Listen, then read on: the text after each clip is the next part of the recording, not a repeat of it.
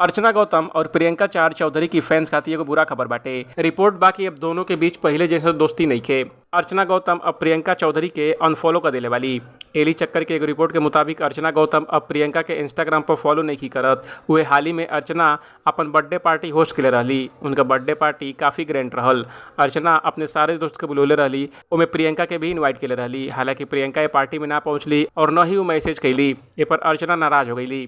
टेली चक्कर का रिपोर्ट का मानल जाता अर्चना ये वजह से बेहद नाराज वाली। प्रियंका के ये एक्शन से उनके काफ़ी हर्ट भइल बाटे और अर्चना ये डिसाइड केले वाली कि वो प्रियंका से सारा रिश्ता तोड़ दिया। अर्चना और प्रियंका के रिश्ता का बात कल जा तो दोनों का मुलाकात बिग बॉस 16 में भइल रहे। ये शो से ही उनके बीच में दोस्ती भइल रहल।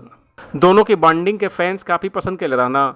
दोनों के इस शो से खूब नेम फेम मिलल। उनका डिफरेंस पर्सनालिटी फैंस के काफ़ी पसंद आयल।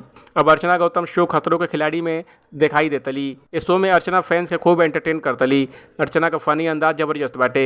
एक साथ ही अर्चना एक बेहतरीन स्टैंड भी परफॉर्म करतली। आपके स्टोरी पर क्या कहेगा कमेंट कर हमको जरूर बताएं। बाकी अपडेट के लिए देखते रहें ABB भोजपुरिया।